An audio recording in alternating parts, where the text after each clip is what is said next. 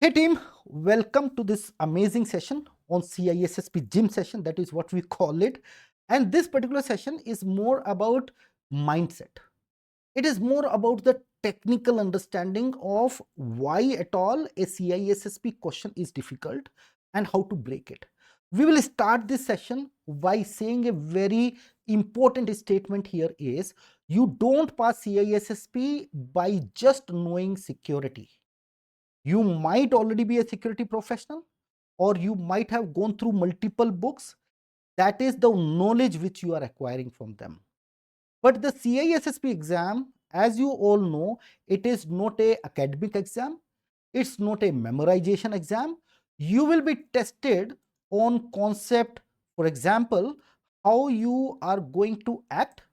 There will be a lot of questions which will ask you as a CISO, as a security manager, as a security analyst, what you should do, how you should act. So they are going to check how you act as a security guy in a security real world scenario. The second thing is you pass by knowing how to prioritize. There will be questions where you will find options which are very close, and every option looks good to you and you are super confused, right? What should I choose now? So this is where you have to cultivate a habit of choosing the right prioritize the option based on the given scenario in the question. So that is again going to be a testing better battlefield for you. Okay, this is the second thing. Then third important thing, how do you interpret the question? And if you ask me, so many people fail CISSP not because they do not have knowledge, not because they are not security professionals, they are not good security professionals. They fail CISSP because their interpretation of the question is not right. They are not able to interpret the question well. This one thing is, we all are not native English speakers. That can become a challenge. But at the same time, how you interpret and comprehend the question and understand what actually they are asking from me, that is the entire game. So you will only pass if you are able to interpret the question right. And then not only this, all the questions, they are testing you as a security lead, as a CISO, as an advisor, as a manager, as a risk manager. And they will often give you messy statements. They will give you some contradicting situations to give you like you feel kind of struggling with some problem, because there's lack of manpower, there's lack of control, security is going down, all these kind of stuff. They will give you a messy scenario for that, and it will definitely be a real world scenario. Why I say real world? I personally has experienced that all the questions which are coming to the CISSP exam, they are actually made by experienced security professionals who are already CISSPs. So these questions are very closely relating to your real world thing. And in those situations, how you are going to actually act is what matters. So CISSP is not about knowledge. It is not about book reading. You can go and read 5 different books, Sean Harris, CBK, this and that. You will not be able to clear CISSP until you think out how I am going to apply these concepts in the real world. So that is going to be the crux. Okay, I hope you all got it. And with that said, I will take you to my next thing. Let's also talk about anatomy of a CISSP question. I have done a deep analysis. There are a lot of questions, right? I have myself created for ISC2. And then I was really thinking, yeah, why at all we say a question is difficult? Why the questions in CISSP exam are so difficult? Why people say it is a difficult exam? So let's try to break this down. Let's do a critical analysis of a CISSP question. So first thing, let's see this question, guys. You have a question on the screen. Just go through this, right? A fintech firm is preparing to launch a cloud-based customer onboarding system. During integration, DevOps discovers unmasked spans are being stored in debug logs by default. Compliance flags this as a PCI violation. The CIO warns that delaying deployment may impact quarterly targets. What is the best first action the security advisor should take? That means you have to take this decision. So, just reading this question, I know it's a lengthy question, and I am going to prepare you for lengthy questions only. But my main thing is, what are the components? If we break down this entire question, you will find a lot of components into that. So let's talk about this. If you see, this is your question number one. This can be called as a multi-domain touch. That means this particular question talks about multiple things which relates to multiple domains. You know what? Many times people come to me after the CISSP exam and they say me, sir, I felt like my entire exam was from domain number 5. More questions were inclined towards domain number 5. More questions were inclined to domain number 1. Actually, that's not the case. Just that those scenarios came from them, but they might be still testing you on the same other domain. So in this particular question, you can see we have discussed about cloud. We are talking about risk.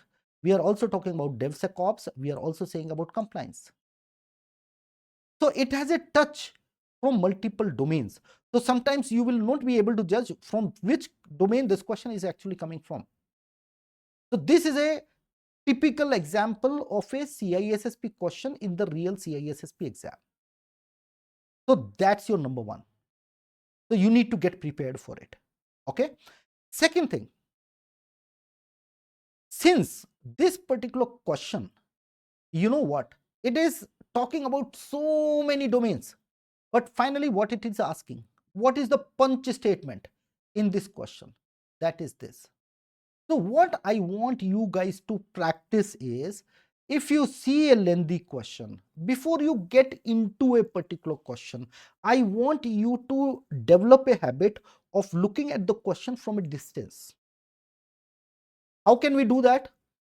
Idea is to understand either the question is a management question or the question is a technical question. First question you should be asking that. Because if this is a technical question with all technical options, obviously the answer is going to be straightforward, pinpointed to a particular concept. If you know the concept, you will be able to answer. If you don't know the concept, you will not be able to answer it right. On the other side, there are management questions, and in those management questions, you need to pull back your technical intent.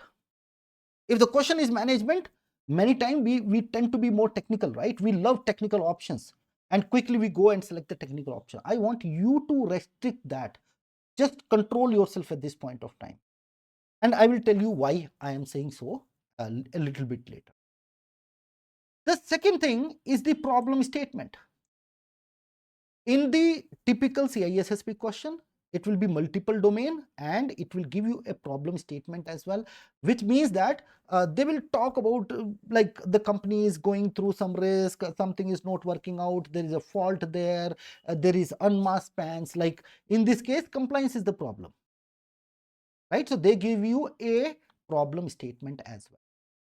Number 3, high stake. If something, there is a problem, that has a consequence as well. So they might give you a big, high stake on the other side. Because of this might lead to funds, regulatory non-compliance, this and that. So those kind of situations will be there. And then they might also give you some kind of urgency or constraint. Urgency means you need to fix it immediately. There will be word like immediate, right? You have to fix it timely. Those statement you will hear. And on the other side, they may also give you some kind of constraint. Now, what is a constraint? It is means you want to fix the problem, but let's say there is a funding problem, you have manpower problem, so they will give you some kind of constraint. You want to patch something, but you are not able to patch because it's a legacy application which will get downtime because if you go and apply that patch. They will give you some kind of constraint as well. So in the question, you can see delaying quarterly targets, consequences, and you need to take a timely action. Urgency, they are talking about urgency. And finally, it is also very important to understand the keywords. There will be a lot of keywords, and I will take you through these keywords as we go further. So these are the typical components of a typical CISSP question. Now, I am not saying that all the question will have all these 5-6 pointers. It's not necessary. Your question might already have just 1 or 2 pointers. But if the question is very difficult, they may have all the pointers as well. So you have to understand that these questions are taken up. These are the key elements in a CISSP question, which will be picked during the exam, and you need to you need to understand these tricks as we go along. So I hope now you understand what are the different components of a CISSP question, which actually makes it difficult. It's not only one thing, it's not only another thing. There are so many things into a particular question. You also need clarity on the concept, and then the question might be on the management side, but for that you also need to understand the technical concept first. That is how there is so much of interlinking in these kind of questions, and that is why we always feel this difficult. So this is the question part. I hope it makes sense, right? Now let's talk about some other question, right? This is another question I have given you. You can see, just to identify it right, it's a multi-domain scenario where they will talk about JIT, which is in domain 5. They will talk about pen testing, domain number 6. They talk about customer PII, domain number 1. They also talk about latest asset inventory, domain number 2. They talk about CISO intent, that is your governance, objective number 1.3 from domain number 1, and alignment with business objective, again domain number 1. So how many domains I connected? 5 domains, man, in one question, isn't it? So that's how these kind of questions may look like to you. Okay, now we understood that these are the kind of questions we need to always get prepared for. Let's go a step further and always talk about some keywords. Okay, these questions, I have spoken about 4 pointers. The last pointer was on the keywords. Now there are different type of, or you can say different variety of keywords, and at times what happens is you are getting struggling. You are able to eliminate 2 options, but in the last 2 options you are struggling with yourself. Okay, which one is the right one, which one is not? That is where these kind of keywords will help you. That is the perfect time where you should go at the keyword and think it, okay, it is asking me first, so which one out of the two options will come first, isn't it? So let's see. The first type of keywords we have is called as time based or sequence based. For example, the question may say, what is the first step in the BCP process? What you are going to do, what is the initial step you are going to take when setting up security? So those kind of keywords are first and initial. In this, you need to think logically. All the processes, CISSP is also about a lot of process. You need to make sure that you are logically able to arrange the logical order or the steps of the process. Let it be risk assessment, let it be threat modeling, let it be you can say patching, let it be your vulnerability assessment, let it be pen testing, let it be incident response. All these process you should need to understand which one will come first, which one will come later. And I'm not saying that you memorize it, no need to memorize. Only thing is, in a very logical sequence, you just understand, okay, if I am given this task, what are the logical steps I am going to take? So that is what they will be testing you when they are using the keyword first and initial. The next, you will also see the last. Again, a sequence based question only, and it will talk about the final result of something or the last step, because the last step is normally the result, right? or normally the outcome or the introspection. So those kind of things is what they are kind of hinting when they are using the keyword last. Sometimes the last is also the last resort. Like when all your security control fails, what is the last resort? Isn't it? So that is what. The next keyword again here is next. So in this, they will give you one kind of scenario. In a given scenario, like this has happened, you have collected some evidence from this, and now what is the next action? And they may say, go and generate a hash value of the evidence, go and sign the chain of custody document, make a log in the chain of custody document. Somebody will say shut down the system, all these kind of stops. And so those kind of questions is, you need to understand what is the next step I am gonna take. What is the next logical step as a security leader you are going to take, right? You have to be right in there. So what is the follow-up action? What logically follows the previous step? So these kind of question will definitely come to you. Like BCP, they will give you one step of BCP and will say what is the next step. So those questions will definitely be coming. These kind of questions are based on time or sequence. That is why you should be thorough about these. Now let's also understand some more keywords. Effectiveness based keywords. What does it mean? Number one, you will see this a lot of times. Best. So when they are using the keyword best, it is the most optimal choice. Please understand, the best might not be a universal best. What I mean to say by that, let's say in a given situation, they have given you a scenario, and based on that scenario, as per the industry standard, as per the best security guidelines, there is a best action you should always take, right? But that particular best option will not be available in your options. So whatever the available options are there, you have to select from them itself. You should be able to logically compare them, cognitive sense. So in CISSP, apart from understanding the concept, what you need to develop is a sense of cognitive thinking.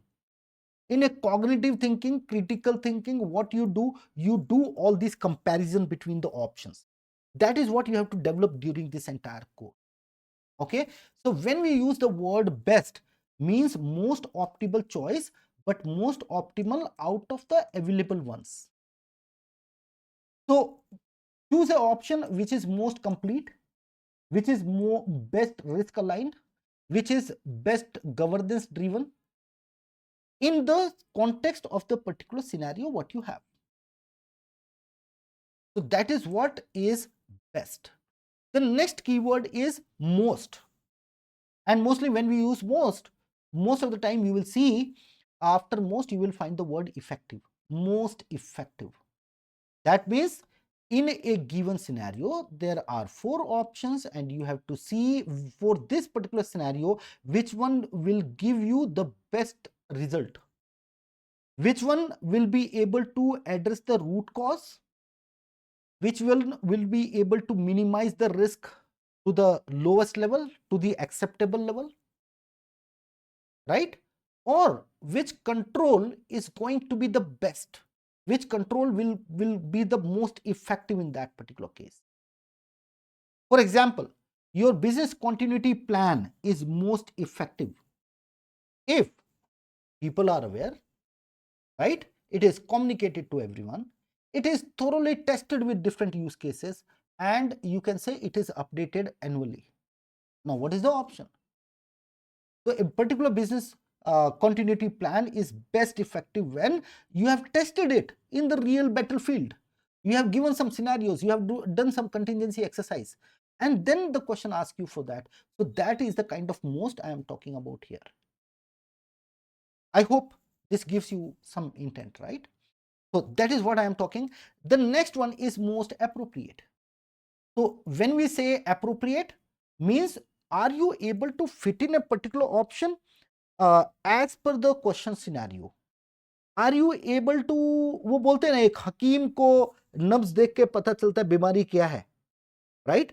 So they will give you a scenario and then they will ask you, okay, what do you feel is the most appropriate solution for this? What is the most appropriate answer to that particular question? So match the action to scenario intent. Okay, like they will give you 4 actions and they will say you which action is going to be the most appropriate for this given context. So these are called as effectiveness based keywords. You will also get some other keywords which are priority based, right? When we say priority based, means highest priority. Which one you are going to prioritize in security all the time? Which has the highest risk? So see the question from a risk perspective. Okay, anywhere you have the highest risk because the information or the asset is very critical, that is where you should be prioritizing. So risk mitigation is always prioritized based on the risk which is there, based on the inherent risk or the residual risk. So that is what you have to always think of. What should be addressed immediately? Highest priority. So based on the context of the question, always go and see which one the risk is the highest one, or which if I do wrong, then the other things will fall apart. Okay, go for that option. The next one is primary goal. So primary goal means what is the strategic intent? You need to think like a layman. You need to think like a non-technical guy, completely a non-technical guy. So if you see in a question keyword called as primary, then do not think technically, right? Majorly, most of the time you will find that the answer is a management answer for that.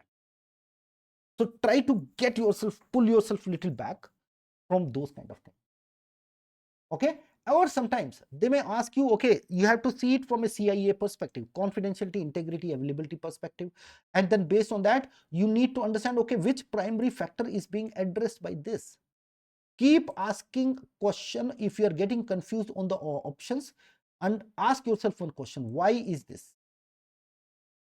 When you keep asking the why, then you will reach to one option out of the 4 which is very fundamental. That fundamental is most of the time is your answer. Okay, team. So I hope this also makes sense for you. Okay. The next one, most important. So what in a given context, it is more about your comprehension. Are you able to comprehend the scenario right?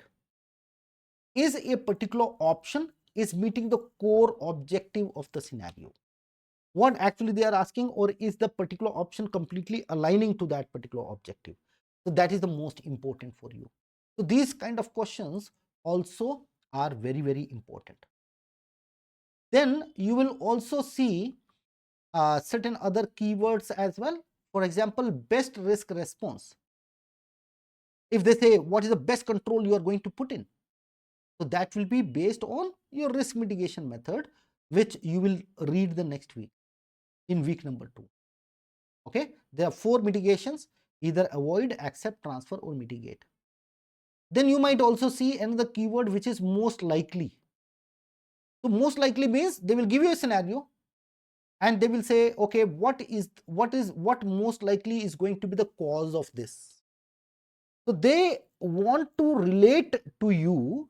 Are you able to think through, or are you able to relate why something is happening as a result of something? That is the kind of keywords they are asking. So you can say probability estimation. Probability estimation, as per, based on your experience, based on your learning, how likely you are that you are able to estimate the probability of something, likeliness of something. Okay, so it will evaluate threat vulnerability combinations, what is realistically exploitable, like it is about to happen, right? Then most significant. This is another keyword, right? So this is highest impact outcome. Which one is the most significant out of the given choices? Something like that. So what would cause the most damage if not addressed? Means rest of the other, the impact is going to be very high because if something is not done, right? So that is where you need to prioritize that. So these are certain keywords which you should be always aware. What is the first action after discovering a phishing attack? Very, very common question, right?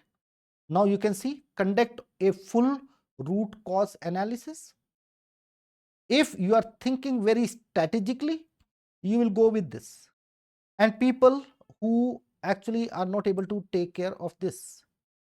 If you misunderstood this question as a management question, okay, then you might go, you will go for this. Okay, root cause bole to hamesha hota hai, so let's go for that. But be patient, go through all the options. You have to be patient enough to go through multiple options. Then contain affected systems. So if a phishing attack has happened, what is the first step you are going to take? Let's see other options. Notify the media or perform user awareness training. Now, even though root cause analysis, very good, security awareness, very good, notify the media in certain cases, yes, if the data is sensitive, we need to. Otherwise, what is the first step you are going to take? Because you are hit by a phishing attack. Now, if you start doing the research on the root cause, it will take 2 days for you to react on that. That's not the right time to sit on this. You are not going to starting the awareness training at the time of an incident. So the best answer will be contain affected system. So you have to understand what is the context and what does this first means. Okay, so that is the thing. So how to strategize these kind of questions? Every time you see a keyword, first, best, least and all, and you are getting confused between two options, you need to take a pause. Just think which one is better on this parameter. First, best and least. What are the keywords are? Then reframe the question. Try to reframe in your own language. That's the best strategy to do that. Okay. And then train your brain to slow down and highlight keywords mentally before jumping to the option. You should always be taking care of the keywords which are there in the question. So if you practice this discipline, I think obviously you are gonna win.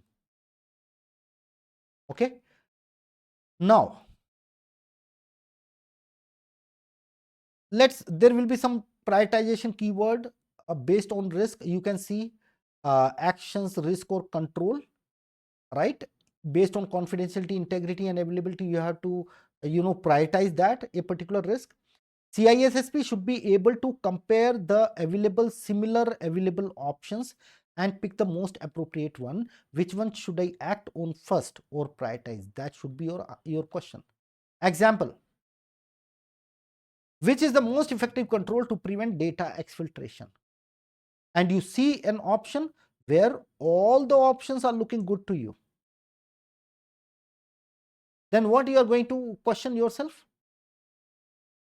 Which one I am going to act on first, or which one I should prioritize? That cognitive comparison mindset you have to develop during this training. Okay, so that's how it is. Let's go and talk about see the options. Until now we have only discussed about the question part. Let's go to the options. What are the trickiness in the options? So these are the most common options what you see. What is the first one? All options sound technically valid to you, and because they look all very close, technically correct, all the options will be technically correct, eliminating them will not be easy. So a question is not made difficult just by the question, it is also made difficult sometimes just because of the options. The question might be just three wordings question, but the options might be very tough to cognitively go and compare that. Okay, because all the options are technically valid, none of them is easy to eliminate. So that is one of the trick which they will put you into the CISSP exam. Okay, so out of the 4 options, they will give you all right options, but you will always note it that one will directly target the current scenario. That is what you should develop to understand. The next thing, options belong to different domains. All the 4 options, they might be belonging to different domains. And that's okay, because we know the question is from different domains, that's fine. But be aware that all of them might not be only restricted to the one particular domain. It is not easy sometimes. Then misleading strong words, like they sometimes put you these misleading keywords. For example, only, never, completely, always. What does it mean? So these are called as extreme keywords. These are extreme keywords in the options. You should always notify the public before incident confirmation. Right? The word always. Should you always notify the public for every incident happening? It is too extreme, right? Only in the case of sensitive breaches, all of it, you need to notify the public. So this is not always correct, even though this is correct.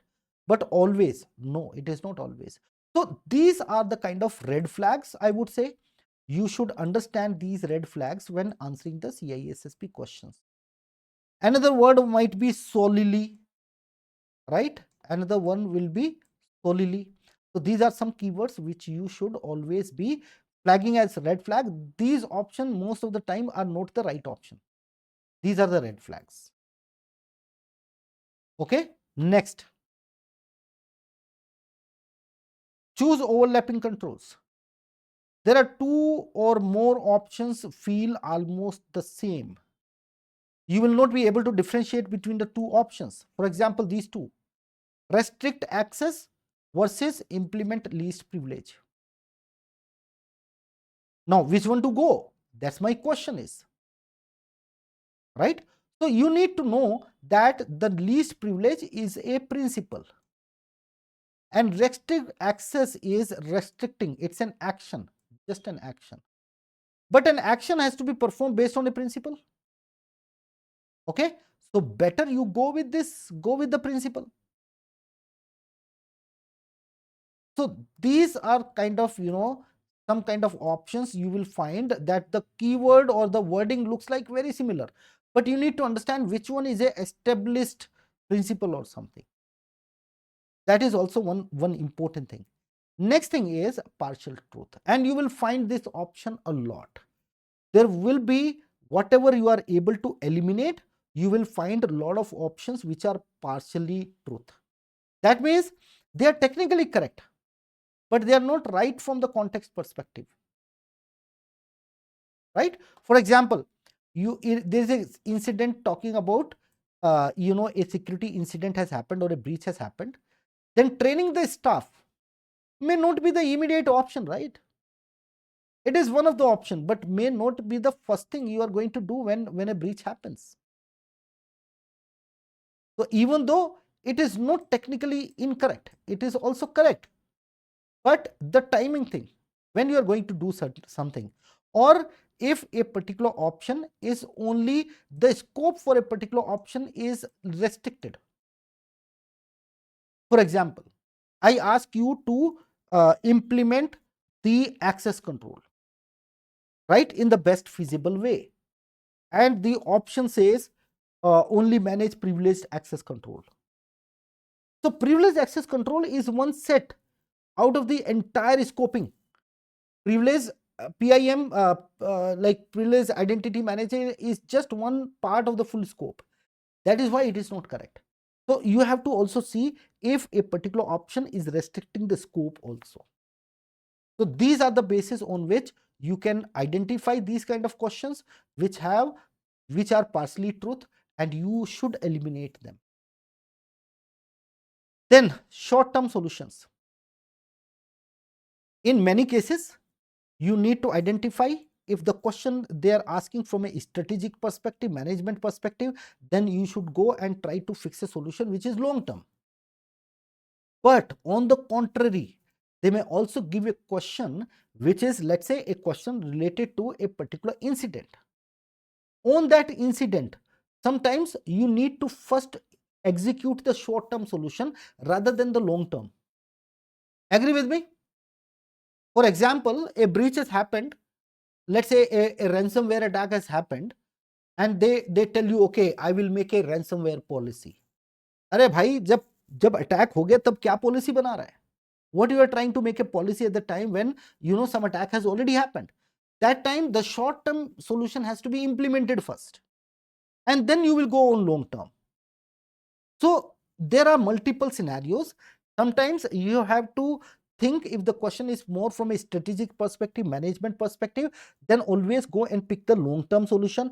If there is something bad which has happened and it is related to incident management, then they may, as per the context of the question, you can also select the short term. So that is another important thing. Then out of scope distractions, same thing. You have a question based on a particular scenario, and question is giving you long term actions, all of it, or they are talking about nonsense about some different options, something different.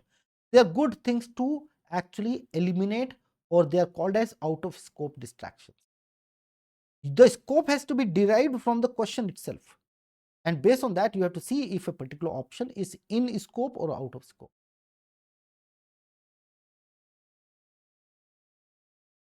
So these are some, and let me talk about some ethical versus business tension. As a CISSP, you are also, you have to visualize this particular persona, CISSP guy, which is going to get certified. So this guy is a security leader, one characteristic. This guy is working in an enterprise, second thing. He is not working of his own and trying to be a hacker or something. No, that is not the guy. We are looking for a guy who is actually a leader, and this guy has to take security based decisions. And when the decision taking has to be done, he need to respect the process of the company. He need to be ethical all the time. He need to be finding a balance between the business and the security as well. So all those things and parameters should always go, because you are a security leader and the question has given you a particular challenge, does not mean that you will convert yourself from an auditor to an implementer. You have to think in a certain way. You have to respect the roles and responsibilities as well. So a auditor cannot be an implementer, right? You cannot perform the task of a HR. If a particular employee is found exfiltrating some sensitive data outside the company, and the option says go and terminate the employee, are you the guy who is going to terminate? No, it is HR responsibility. So you can inform HR, but the action has to be taken by the HR. So those roles and responsibility also need to be seen. So they might also give you certain questions where they might, for example, some answers serve the employer, others serve the public or ethics. Sometimes there is a conflict. They will give you a question on ethics and they will tell you, okay, your employer is doing something wrong, which is not in the good of the society, but at the same time, to be loyal to the company, that is your ethics number 3, and prioritizing the society is your ethics number 1. How do you counter them if there is a conflict? So in that case, you also always have to be in the interest of number 1. Okay, so you have to be always ethical. That's the point. Then answer differ by timing. Options reflect same activity but at different stages. I find this a lot. Most of the people, they are making mistake here. Whenever you are reading a CISSP question, you have to read it like a phishing email. Go on and focus on every keyword they are using in the question. You will find before, during, and after. It has a long impact on you, on the answer you are going to answer. So please start taking note of that. They may also use another keyword when or after. After anyways is here. So they may also use another keyword which is when. So be mindful of these small statements in the question, right? So perform risk assessment versus respond to detection. Okay, that is fine. Then alternate terms or definitions. From now itself, from domain number 1 itself, you start making vocabulary. Sometimes they are not giving you the exact word you are looking for or which is documented in the books. They will name it differently. They may bring their own name.